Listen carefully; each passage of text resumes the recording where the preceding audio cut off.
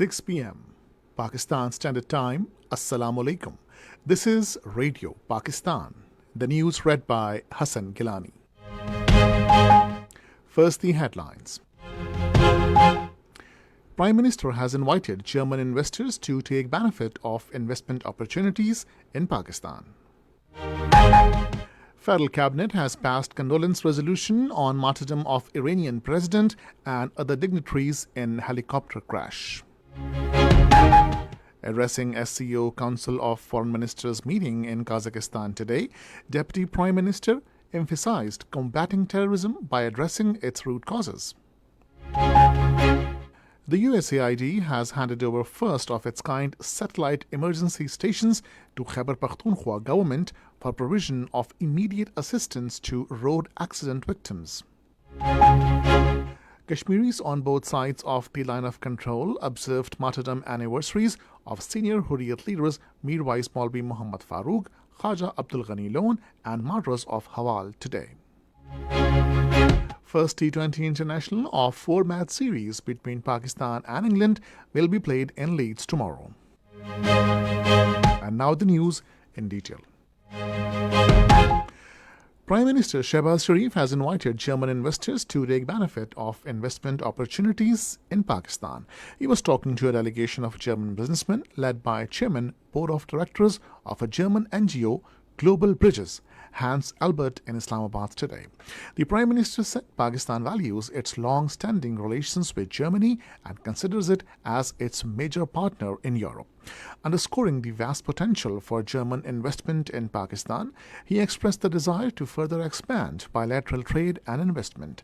Shehbaz Sharif said Pakistan is committed to increase cooperation with Germany in industry, alternative energy, minerals, IT, agriculture and other sectors. Prime Minister Shehbaz Sharif says durable peace in South Asia is contingent upon a just settlement of Jammu and Kashmir dispute in accordance with relevant UN Security Council resolutions and the aspirations of the Kashmiri people. He was talking to a delegation led by Secretary General World Kashmir Awareness Forum Dr. Ghulam Nabi Fai in Islamabad today. The Prime Minister reaffirmed Pakistan's unwavering moral, diplomatic and political support for the Kashmiri people's struggle for their realization of alienable right to self-determination. The Federal Cabinet has passed a condolence resolution on the martyrdom of Iranian President Sayyid Ibrahim Raisi. Foreign Minister Hossein Amir Abdullahian and the other dignitaries in the helicopter crash. The meeting, chaired by Prime Minister Shehbaz Sharif, paid tribute to the Iranian president for his immense services for promotion of Pakistan-Iran relations and regional cooperation.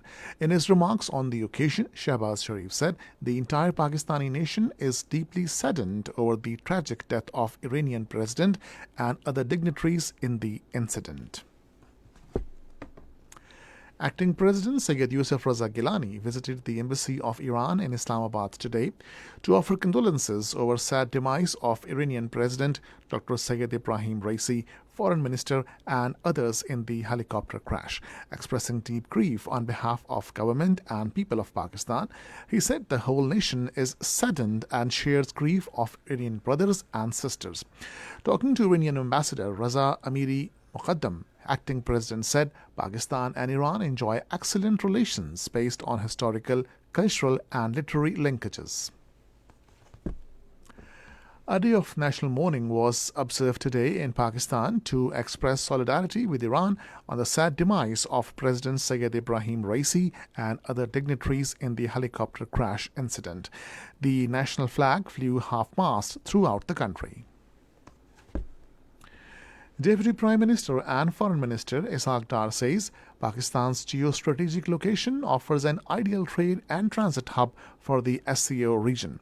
He was addressing SCO Council of Foreign Ministers meeting in Astana, Kazakhstan today. The Foreign Minister highlighted the significance of China-Pakistan Economic Corridor for regional connectivity and economic integration. The Deputy Prime Minister emphasized combating terrorism through collective and cooperative approaches by addressing its root causes. Ishaq Dar reaffirmed Pakistan's firm call for an unconditional and urgent ceasefire in Gaza and unhindered provision of humanitarian assistance. He also emphasized the need to realize the two-state solution for durable peace and stability. Deputy Prime Minister and Foreign Minister Mohammad Ishaq Dar met Chinese Foreign Minister Wang Yi on the sidelines of SCO Council of Foreign Ministers meeting in Astana today. They exchanged felicitations on the 73rd anniversary of the establishment of Pakistan-China diplomatic relations, which have grown into a all-weather strategic cooperative partnership. They also agreed to further strengthen mutually beneficial cooperation and high-quality development of CPAC. Minister for Planning and Development Ahsan Iqbal says ensuring the protection and safety of Chinese personnel, projects and programs is a top priority of government. Chairing a review meeting of Phase 2 of CPAC and the 13th Joint Cooperation Committee in Islamabad today, he said Pakistan would implement effective measures to safeguard Chinese citizens. Minister for Religious Affairs and Interfaith Harmony, Chaudhry Saleh Hussain, met Saudi Minister for Hajj and Umrah, Dr. Tawfiq bin Fawzan Al Rabi'a in Jeddah today. They held a detailed discussion regarding bilateral relations and arrangements for forthcoming Hajj. Chaudhry Saleh Hussain appreciated the innovative reforms of Saudi authorities for the facilitation of Hujjaj arriving in the kingdom from across the globe. The minister expressed concern over the pending transport contracts of 40,000 private pilgrims, upon which the Saudi Hajj minister assured him that the matter would be resolved in next 4 days. Meanwhile, the arrival of Pakistani pilgrims in the Holy Land of Saudi Arabia is continuing. Our correspondent in Makkah, Bilal Khan Mahsood, reports that so far over 28,000 intending pilgrims have arrived in Madinah Munawwara through 120 flights under the government scheme. Besides, more than 1,000 pilgrims have reached Makkah Mukarramah under the private Hajj scheme.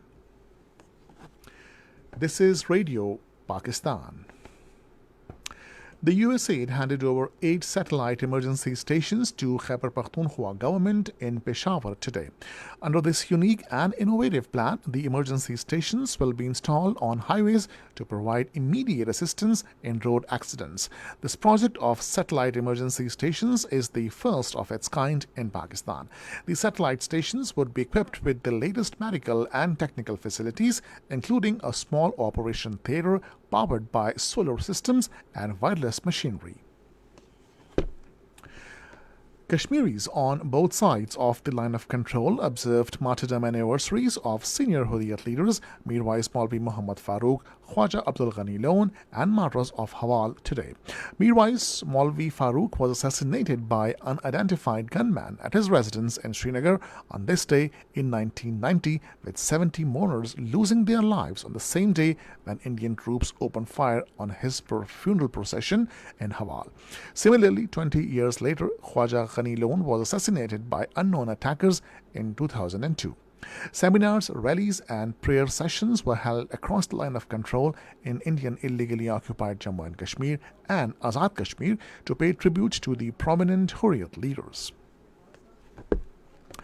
The funeral prayers of Iranian President Ibrahim Raisi and other dignitaries will be offered in Mashhad on Thursday. Iranian Vice President for Executive Affairs Mohsin Mansouri said late President Raisi will be laid to rest at his hometown Mashhad on the same day. Meanwhile, Iranian government has announced 28th of next month as the date for snap presidential elections. At least 25 people have been martyred and many others injured in an Israeli raid and airstrikes in Gaza. Over 35,500 Palestinians have been martyred and over 79,000 wounded in Israeli attacks on Gaza since October last year. The first T20 of International of the 4-match series between Pakistan and England will be played in Leeds tomorrow. The match will start at 10:30 in the night.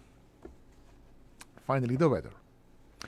Mainly hot and dry weather is expected in most parts of the country, while very hot in central and southern parts during the next 12 hours.